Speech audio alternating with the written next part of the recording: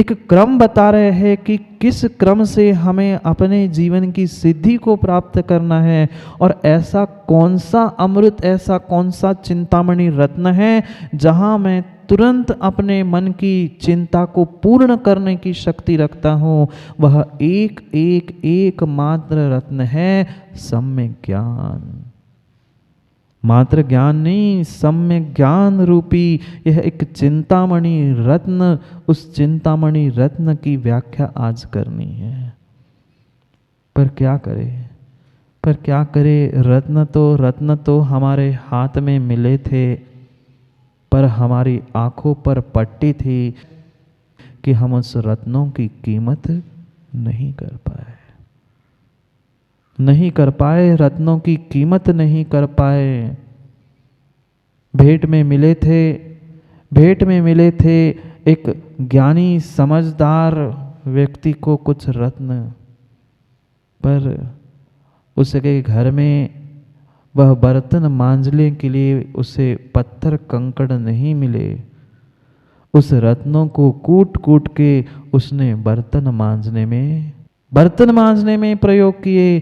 क्या उस मूर्ख जैसी परिणति हम लोगों की नहीं है? ये सुंदर मनुष्य पर्याय जैसा सबसे अनमोल कीमती रत्न मिला था, पर क्या करूं, मोह के अंधेरे में हम उन रत्नों को ही समय बिताने के लिए पत्थर पानी में जैसे फेंकते हैं, फेंकते रहे, अंत में पता चला वह रत्न खत्म हो गए। तब पता चला आखिरी रत्न हाथ में था। भोर हुई, सुबह पता चला मैंने रात भर पत्थर फेंकने में जो समय मैंने पत्थर फेंकने में बिताया था वह पत्थर नहीं थे, वह तो रत्न थे। मिला ऐसा नहीं है हमें चिंतामणि रत्न नहीं मिला, मिला है ये सामने रखा है, ये जो जिनवाणी है यही हमारे लिए चिंतामणि रत्न था। पर क्या करे, आज तक हमने किसी वस्तु का सदुपयोग करना नहीं सीखा। क्या जीवन में माँ पहली बार देव शास्त्र गुरु का सानिध्य मिला? बोलो ना, क्या पहली बार जीवन में देव शास्त्र गुरु का सानिध्य मिला? नहीं मिला। पर जितनी बार मिला, क्या उतनी बार ही हमने कभी उसका सदुपयोग किया? नहीं किया। देखो, क्या इतने ही आलोक भाई तुम्हारे गुरुसराय में जीव है जितने बैठे हैं, पर क्या करे, उनको ना समय की, ना साधनों की, न सानिध्य की कीमत है। ये अनमोल हमें मौका मिला था, पर उस मौके पर हम चौका नहीं लगा पाए। जब हमें ये सब कुछ मिला है उसका सदुपयोग भी करना होगा, तभी काम हो सकता है। एकमात्र इस मनुष्य पर्याय की साधना, ठीक है, नहीं बहुत बड़े व्रत उपवास तप बहिरंग साधना नहीं बहुत बड़ी कर पा रहे हो, कम से कम श्रुत आराधना तो कर सकते हैं। कम से कम जीवन में 2-4 पन्ने पढ़कर स्वाध्याय करके जीवन को बदलने का भी तो प्रयास कर सकते हैं। क्या करे, पर गुलाब चंद जी, लोग बोध को ही प्राप्त नहीं कराना चाहते और बातें बोध ही की करते हैं। कल समझा था बोध और बोधि में अंतर है। सम्यक ज्ञान बोध है और सम्यक दर्शन ज्ञान चारित्राणी मोक्ष मार्ग जो है वह बोधि है। अरे कम से कम समय मिला है, बोध ही प्राप्त कर लो, पन्ने खोल के उसे पढ़ने का समझने का प्रयास तो करो। पर क्या करे, सब कुछ होने पर भी हम उस मृत समान पड़े हुए हैं, सो हमें अमृत का स्वाद आ ही नहीं सकता। जो ये जहर है, जहर जानते हो आप लोग? खाया तो नहीं? खाते तो बताने कहाँ आते महाराज जी। हम तो नहीं खाते, पर दूसरों को कितना जहर खिलाते हैं। वो एक जहर आता है, वह जहर विष मात्र इस पर्याय को, शरीर को नष्ट कर सकता है। शरीर पर, पर्याय पर ही उसका बस चलता है, पर हमारे भीतर का, अहंकार का, कषाय का और विषयों का जहर मेरे सम्यक ज्ञान को और भव को नष्ट कर रहा है। है। प्रत्येक जीव के भीतर सम्यक ज्ञान प्रकट करने की शक्ति है। नहीं है? है, पर क्यों नहीं कर पा रहे हैं? क्योंकि हमें बोध नहीं है। हमें स्वयं का ही बोध नहीं है कि मेरे पास कुछ है। हमें इतने अपने अहंकार में और कसाय में उलझ चुके हैं कि हमें अपने आप को समझने के लिए, देखने के लिए समय ही नहीं मिला। हमने ये समझ के रखा है कि मित्रों से मैंने इतना ज्ञान प्राप्त कर लिया, परंपरा से, कुल से जो मिला है वो मेरा ज्ञान है। अरे ये जानना मतलब ज्ञान नहीं है। ये तुमने जो शब्द इकट्ठे किए हैं, भाषा इकट्ठे की है, ये सब कुछ मात्र तुम्हारी जानकारी है, ज्ञान नहीं है। ज्ञान तो वही होता है, वह तुरंत ही क्रिया में लाने वाला ही ज्ञान हुआ करता है। तुरंत क्रिया में आने वाला ही ज्ञान होता है। एक बालक खेलते खेलते उस अग्नि के पास पहुंचा, और जैसे ही अग्नि के पास पहुंचा उसे पता ही नहीं था अग्नि क्या होती है, गर्म क्या होता है, कोई ज्ञान नहीं था। वह दौड़ के गया, उसे लाल वस्तु दिखी, उसने जलता हुआ अंगारा उठाया, और जैसे ही जलता हुआ अंगारा उठाया उसे ज्ञान हुआ कि ये जलता है, हाथ जलते हैं। तुरंत उसने उस अंगारे को पकड़ लेगा। एक क्षण, एक समय नहीं लगेगा, जैसे ही उसका हाथ जलने लगता है तुरंत उस अंगारे को छोड़ता है। श्री कृष्ण जी, ये था ज्ञान उस बालक का। ज्ञान हुआ, उसने छोड़ दिया। हमें कितने ग्रंथों का ज्ञान है? हमें कितने आगम पंक्तियों का, कितने श्लोकों का, कितना ज्ञान है, पर हम इतनी सी कसाय और विषय नहीं छोड़ पा रहे हैं। तो हमारा ज्ञान नहीं, जानकारी है। अंतर समझना। ज्ञान वही होता है जो तुरंत तत्क्षण में हमारी चर्या में उतर जाए। अगर वह चर्या में नहीं उतर रहा है तो वह ज्ञान नहीं, मात्र जानकारी है। परम आवश्यक है। इस मनुष्य पर्याय का अगर कोई सार आचार्यों ने कहा है तो नाणम नरस्य सारो। नाणम नरस्य सारो, इस नर पर्याय का कोई सार है तो ज्ञान है, पर ज्ञान कौन सा? शब्दों का नहीं, मृत का नहीं, उस मृत के साथ साथ अमृत का भी, उस शब्दों के साथ साथ अपने ब्रह्म का भी, वह ज्ञान है। बहुत सुंदर बात आचार्य महाराज लिखते हैं, नाणम नरस्य सारो, सारो ये सम्मतम, सम्मत्ताहु चरणम, चरणस्य होदि निर्वाणम। मनुष्य पर्याय का सार कुछ है तो वह मात्र सम्यक ज्ञान है, अन्य कुछ भी नहीं है। हर कोई मरने से बचना चाहता है, हर कोई मरने से भागता है, हर किसी का लोभ है, मैं मर ना जाऊं, मैं बीमार ना हो जाऊं, मैं ऐसा ना हो जाऊं। अरे जितना तुम्हें मरने से डर लग रहा है उतना मरने से बचने के उपाय भी तो खोजो। बीमारी से डरने से क्या होगा? बीमारी के डरने के बाद बीमारी से बचने के उपाय जैसे खोजते हो, ऐसे ही मरने से डर रहे हो तो मरने से बचने के उपाय भी तो खोजो। कुछ ऐसा अमृत प्राप्त कर लो जिससे मेरा मरण सुधर जाए, और जिसका मरण सुधर गया उसका जन्म मरण का चक्र भी सुधर जाएगा। पर क्या करें, आज तक हमने कभी न समाधि के बारे में चिंतन किया, न कभी बोधि के बारे में किया, न कभी हमने परिणामों की शुद्धि के बारे में विचार किया। अद्भुत बात कह रहे हैं कि अगर जन्म मरण के इस चक्र से अमर होना है, अमृत होना है, तो पहले समाधि, बोधि, शुद्धि, फिर सिद्धि, क्रम से बता रहे हैं कि करना क्या है। पर इतने अहंकारी आज जीव हो चुके हैं कि वो भूल चुके हैं कि मुझे पूर्वाचार्यों ने, तीर्थंकरों ने मेरे ऊपर कितने उपकार किए हैं। क्या चंद्र जी आप मानते हो? मैं तो मानता हूँ।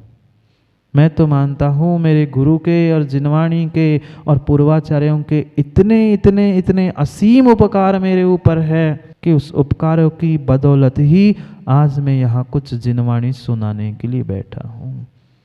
वे कह रहे थे आलोक भैया, मराठी भाषा और बाकी किसी से कुछ नहीं होता। जब गुरु का आशीष होता है, गुरु की सबकी महती कृपा होती है, तो पक्का मानना ये सब कुछ क्रिया सहजता से हो जाती है। बहुत अच्छी बात मूलाचार में आचार्य भगवंत लिखते हैं, आईरिय पसायण विद्या मंत्रादि सिद्धंती। विद्या मंत्र आदि की सिद्धि अगर करना चाहते हो, आचार्य गुरु के शरण में पहुंच जाओ, और आचार्य गुरु की शरण में पहुंचते ही चंद्र जी सभी विद्याओं की, मंत्रों की, पूरी जिंदगी की सिद्धि स्वयं में हो जाएगी। लोग खोजते हैं नदी के किनारे, कहीं इधर कहीं उधर बैठकर मैं सिद्धि कर लूं, वह तुम्हें सिद्धि नहीं मिलने वाली। सिद्धि गुरु के चरणों में ही मिल सकती है, अन्य कहीं नहीं। वह भी दिन थे, मुझे याद है उत्तम चंद जी, जब एक वाक्य हिंदी का बोलने के लिए माँ मुझे 10 मिनट सोचना पड़ता था कि मैं हिंदी बोलूँ तो कैसी बोलूँ। कोई प्रयोजन ही नहीं था। वह मातृभाषा और अधिक से अधिक आंग्ल भाषा, तीसरी भाषा का ठीक है सुनना भिन्न होता है, पर आगम की बातों को हिंदी में बोलना बहुत कठिन जाता। 10 मिनट सोचना पड़ता था एक पंक्ति को कैसे बोलूं। पर आईरिय पसायण आचार्य भगवंत का ऐसा प्रसाद और पता नहीं सरस्वती माँ की कैसी कृपा बरस गई कि पहले तो हम 10 मिनट सोचते थे शिखरचंद जी बोलने के पहले, आज मैं बोलने के बाद दुनिया 10 मिनट सोचती है। महाराज ने मेरे लिए तो नहीं कहा। ये गुरु की और उपकार की ही बोध हमें जीवन में होना चाहिए। ऐसा जीवन में गुलाब चंद जी कोई व्यक्ति ना करे किंचित भी, इतना सा भी किसी ने कुछ उपकार हमारे ऊपर किया है तो उस उपकार को हमें नहीं भूलना चाहिए। लिखा है स्पष्ट, आचार्य महाराज कहते हैं कि अक्षरस्य पदस्य दातारम विस्मृतम पापी। इस ब्रह्मांड में अगर कोई पापी है, सबसे बड़ा पापी है, तो जिसने एक अक्षर एक पद का भी हम पे उपकार किया है ना, वह भी हमारे लिए उपकारी है। उस उपकारी का बोध जीवन भर होना चाहिए। भले ही किसी ने नमोकार भी सुनाया सिखाया हो, उसके भी उपकार जीवन में कभी भी भूलने नहीं चाहिए।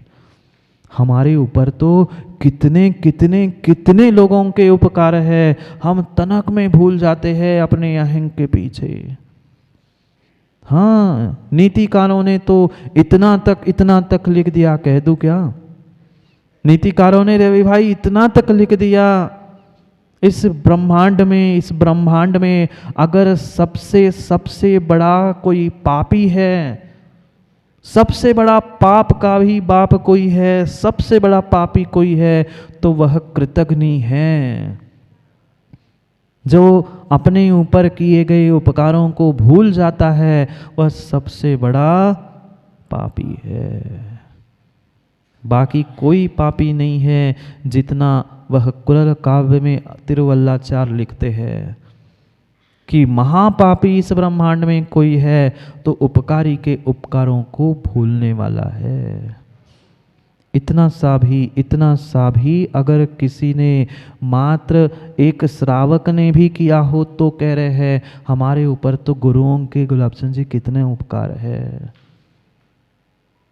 अगर गुरु का उपकार नहीं होता तो मां पक्का मानना आप आज यहाँ बैठे नहीं मिलते। ये गुरु का ही उपकार है कि आज हम दुनिया के सामने जैन साहब कह के कोट पहन के घूम रहे हैं। ये परम दिगंबर मुनियों के ही उपकार है, जिनकी बदौलत तुम दिगंबर जैन मंदिर में बैठे हो।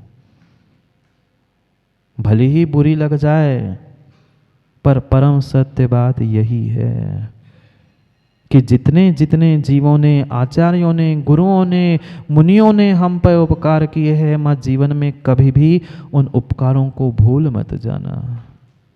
अगर भूल जाओगे तो पापी का पापी का पापी का बाप अगर कोई महापापी है तो वह कृतघ्नी है,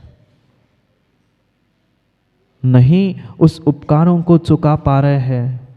बहुत अच्छी बात, तो उपकारों को चुकाने का प्रयास करो, नहीं चुका पा रहे उन उपकारों को, कम से कम उस उपकारों को हम जीवन भर याद तो रखें, कम से कम उनके उपकारों के प्रति अपकार तो ना करें।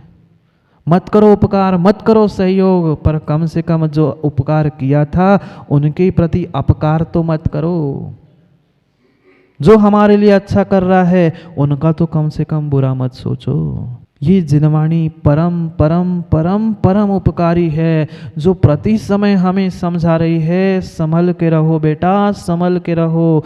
आने वाले छठे काल में पता नहीं मैं तुम्हें समझाने आ पाई नहीं आ पाई। कोई परम पिता परमात्मा के भी तुम्हें दर्शन होने वाले नहीं हैं। अभी संभल जाओ, अभी संभल जाओ।